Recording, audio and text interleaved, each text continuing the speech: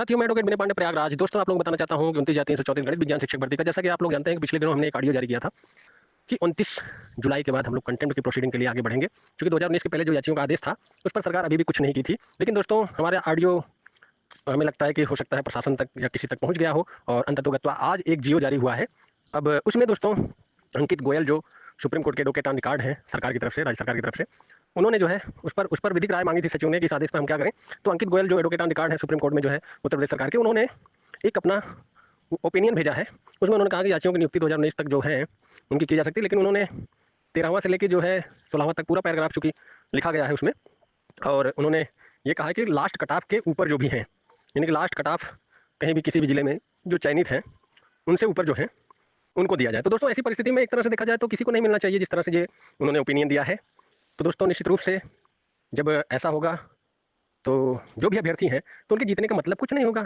आखिर supreme court जब मान रहा है, हाई कोर्ट सिंगल डीबी के आर्डर को उन्होंने माना एक तरह सही है, तो फिर इसके बाद सुप्रीम कोर्ट ने जो भी आदेश दिया, हालांकि जो है दोस्तों 13वां पैराग्राफ में, 13वां और 14वां 15वां में अलग अलग जो है थोड़ा सा विरोधाभासी है। 16वां में जो है समस्त याचियों के लिए कह रहा है। तो थोड़ा सा जो है हमें लगता है कि कंटेम्प्ट में ही ये सारी चीज़ें आगे चलकर क्लियर होंगी, मेरा जहां तक मानना है। क्योंकि देखिए, जस्टिस दत्ता जो है जब बात हो रही थी तो हम ऑनलाइन सुनवाई में थे, और उसमें जो है जो बात हो रही थी, क्वालिफाइंग जो एग्जाम पास किया, यानी 82 और 90 वाले जो हैं जो पास किए हैं और जो याची हैं, ऐसी बातें चल रही थी। लेकिन दोस्तों, इस समय जो सरकार की तरफ से जो व्याख्या आई है अंकित गोयल की तरफ से, उसमें एक तरह देखा जाए तो निश्चित रूप से आदेश का कोई मतलब नहीं निकलेगा। तो लेकिन जो दोस्तों कंटेंट में जब जस्टिस ही क्लियर करेंगे हमारा कहने का क्या मतलब था। 16वां पैराग्राफ मैंने लिखा है तो क्या लिखा है, अब ये चीज़ें देखिए कंटेंट डालने के बाद ही क्लियर होंगी। अब चूंकि जो है कंटेम्प्ट का डर इनको जो है जब पड़ा जो है, चूंकि अभी तक 6 महीने तो ये सो रहे थे, जैसे ही ये हुआ कि नहीं अब कंटेम्प्ट के लिए हम लोग 29 तारीख को के बाद आगे प्रोसीड करेंगे, तो इन्होंने एक अपना जो है जियो जारी कर दिया। अब ये कोर्ट को बताएंगे हम हाँ धीरे धीरे कर रहे हैं प्रोसीडिंग, लेकिन दोस्तों कंटेम्प्ट करने के बाद ही क्लियर होगा। हालांकि दोस्तों, इस जो ऑर्डर आया है इसमें कहीं ना कहीं दोस्तों जो हाई कोर्ट से होकर लड़ रहे थे उन लोगों द्वारा जो गलत जो है वहाँ बहस कराया गया, वो निश्चित रूप से उसके भुक्तभोगी सारे लोग जो है आज जो भी आदेश आया है उसमें जो 13वां 14वां 15वां 16वां पैराग्राफ में अलग अलग थोड़ा विरोधाभासी आ रहा है, ये चीज़ें जो है सिर्फ उन्हीं की वजह से हुई, जो सिर्फ चाहते थे कि जो हाई कोर्ट वाले हैं उन्हीं को मिल जाए। तो दोस्तों, निश्चित रूप से ये गलत था, और आखिरकार जो है सरकार भी इसकी जो व्याख्या कर रही है वो गलत कर रही है। लेकिन फिलहाल तो दोस्तों जियो जारी हो चुका है। सरकार ने जो है, अंकित गोयल ने अपना एक ओपिनियन दे दिया, विधिक राय दे दिया है कि जो कटऑफ के ऊपर हैं और याची हैं उनको नियुक्ति दिया जाए, 2019 तक के ऊपर याची हैं। तो दोस्तों, ये सारी चीज़ें सरकार के पॉइंट ऑफ व्यू से है। लेकिन मेरा मानना है कि जो लोग याची हैं 2019 तक, उनको एक बार पूरे क्षमता के साथ सुप्रीम कोर्ट को बताना चाहिए कि जो आप ऑर्डर किए हैं 16वां पैराग्राफ ये याचियों के लिए हुआ है, और इसमें ज़्यादा याची है नहीं, याची भी ज़्यादा है, सीटें भी मतलब ज़्यादा हैं, याची कम है, तो जितने भी याची हैं उनको मिल जाना चाहिए।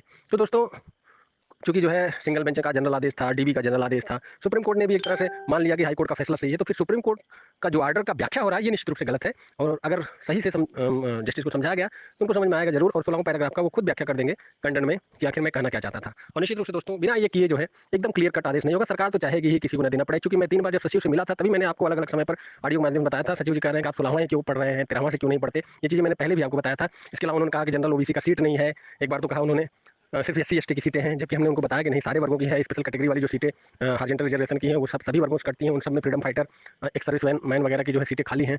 ये सारी सीटें तमाम जो है हमने उदाहरण दिए थे। तब उन्होंने कहा था कि हम जिलों अलग अलग जिलों से पता लगाएंगे।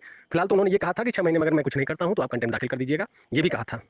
लेकिन देखिए 6 महीना होने जैसे ही जा रहा है उसके पहले वो जो है एक जियो जारी कर देते हैं अपना बचाव करने के लिए, मतलब एकदम चींटी चाल से जो है चलते चलते, यानी कि अभी भी ये चाहते हैं कि एकदम धीमे धीमे, अभी तो विधिक राय आ रहा है, फिर आगे और क्या आएगा, ये सारी चीज़ें उनकी तरफ से कहीं ना कहीं दोस्तों एक मेरा मानना है दोस्तों, ये जो लेटर जारी हुआ है दोस्तों, लेटर है, जियो ना कहा जाए क्योंकि गवर्नमेंट ऑर्डर का मतलब ये नहीं होता। ये जो है वैदिक राय मांगा गया था जो है अंकित गोयल जो सुप्रीम कोर्ट के एडवोकेट ऑन रिकॉर्ड है राज्य सरकार के, तो उन्होंने कहा है कि जो लोग याची हैं और कटाप से ऊपर हैं 2019 के पहले हैं उनको दिया जा सकता है। तो फिलहाल तो दोस्तों इन सब पर मैं आपको बताना चाहता हूँ कि कंटेम्प्ट 29 तारीख की बात करना ही पड़ेगा एक बार पूरी क्षमता के साथ। आप जब जस्टिस को बताएंगे कि अगर हमारे लड़ने का फिर कोई औचित्य ही नहीं, 6-7 साल हम लड़ाई लड़े और कटाप के नीचे ही तो सारे लोग हैं। हम तो ये कह रहे थे कि जो सीटें खाली हैं 5-6 हज़ार 7 हज़ार, उस पर मेरिट गिरा कर भर्ती की जाए। हाईकोर्ट सिंगल बेंच ने कहा कि हाँ मेरिट गिरा के भर्ती की जाए।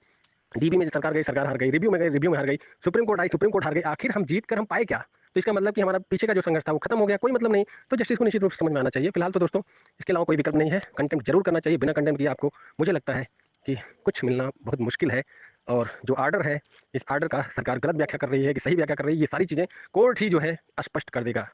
मुझे लगता है कि सरकार की जो मंशा है ये साफ नहीं है। धन्यवाद दोस्तों।